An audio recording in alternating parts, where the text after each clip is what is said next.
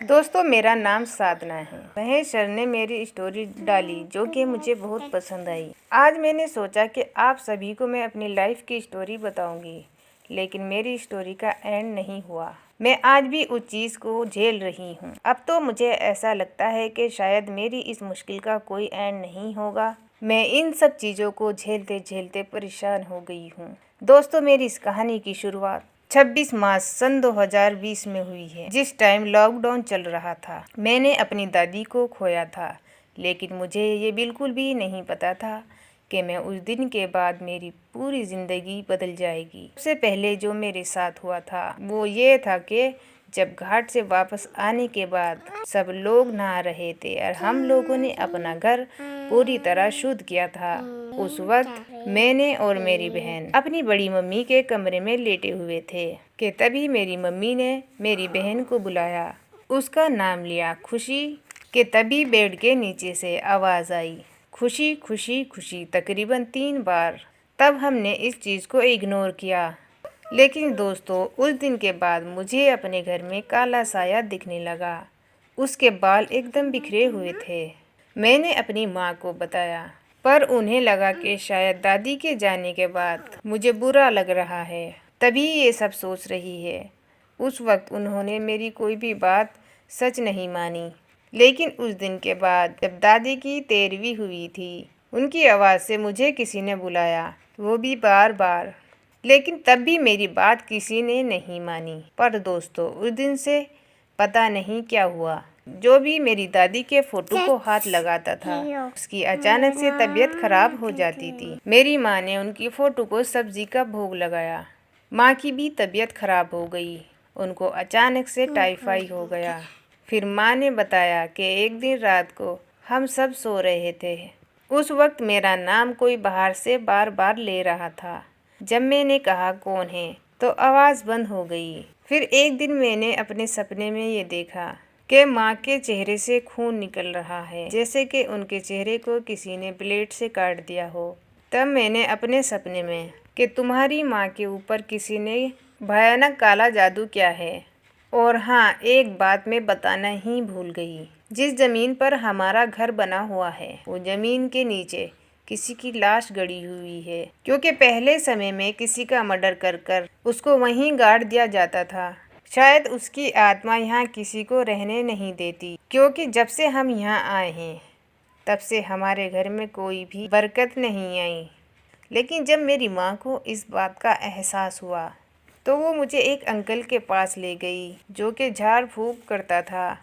उन्होंने मेरी सारी दिक्कतों को बताया, साथ ही ये भी बताया कि तुम्हारे घर में 4 आत्मा हैं, जिसमें से एक तुम्हारी दीदी भी है। अंकल ने कहा कि हमें एक हवन करना होगा, उसके बाद पूरे घर में गंगा जल छिड़का जाएगा।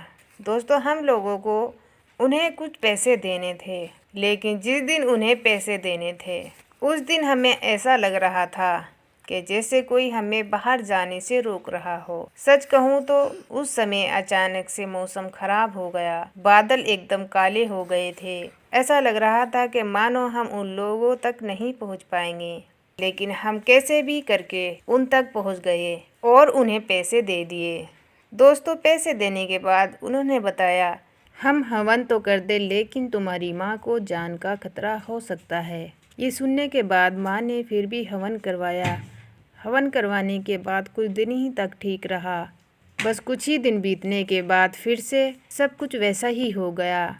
एक दिन हम पूरे घर में अकेले थे और फ़ोन चला रहे थे। तब हमने किसी के चेहरे को देखा, वो अंदर की ओर झांक रहा था। तब हमने किसी के चेहरे को देखा, वो अंदर कमरे में झांक रहा था। हमने उस वक्त साफ साफ देखा था, लेकिन जब हम कमरे के बाहर गए तो वहाँ कोई नहीं था। ये सब ऐसे ही चल रहा था। बीच बीच में हम लोग मेरी बुआ के घर भी गए। वहाँ पर मेरा भाई खेल रहा था। उसने मेरी दादी को सीढ़ियों पर बैठा हुआ देखा। वो रोता हुआ हमारे पास आकर बेहोश हो गया।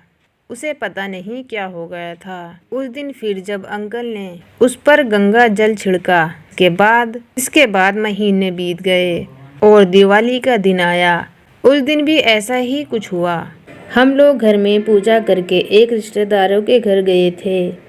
तब मेरी माँ और भाई बड़ी माँ जी घर में। तब भी पता नहीं अचानक मम्मी को क्या हुआ। अचानक से बड़ी मम्मी को क्या हुआ, उनके हाथ से जलता हुआ दिया गिर गया। दोस्तों यहाँ तक तो ठीक था, लेकिन अचानक उनका शरीर अकड़ गया और वो वहीं बेहोश हो गई। जब पिताजी और हम लोगों को ये बात का पता चला तो हम लोग तुरंत वहाँ से भागे। और तो और जब हम रास्ते में थे तब हमें किसी की हंसी की आवाज आने लगी, लेकिन पूरी कार में वो आवाज किसी और को नहीं आई, सिर्फ मुझे ही आई। खैर जब हम घर पहुँचे तो बड़ी माँ की हालत एकदम मरी हुई थी, एकदम लाश की तरह पड़ी थी। लेकिन जब उन्हें होश आया उन्हें कुछ भी याद नहीं था। दोस्तों यहाँ तक की कहानी यही थी, पर एक दिन ऐसा आया जो मैं कभी सोच भी नहीं सकती। मैं उस वक्त अपने घर में अकेली थी। तब भी मुझे काला साया दिखाई दिया जो कि सीढ़ियों से चलता हुआ ऊपर आ रहा था। उस दिन मैं जिस कमरे में बैठी थी उस कमरे का दरवाजा एकदम से बंद हुआ।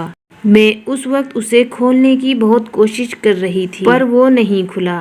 उस वक्त मुझे अचानक से आवाज आई कि कहाँ जा रही हो, रुको, मैं तुमसे मिलने आया हूँ। वैसे तो मैं रोज तुम्हें देखता हूँ, पर असल में मैं सही मानिए मैं तुमसे मिलने आया हूँ। दोस्तों जब मैंने पीछे मुड़कर देखा तो वो काला साया मुझे अपने पास बुला रहा था। वो मुझे कह रहा था कि तुम मेरे पास आ जाओ, मेरी दुनिया में चलो, क्योंकि मुझे तुमसे प्यार हो गया है। पर दोस्तों उस समय जब मेरी माँ घर पर आई तो उन्होंने मेरी आवाज सुनी, तुरंत दरवाजा खोला, पर तब तक वो साया वहाँ से गायब हो चुका था।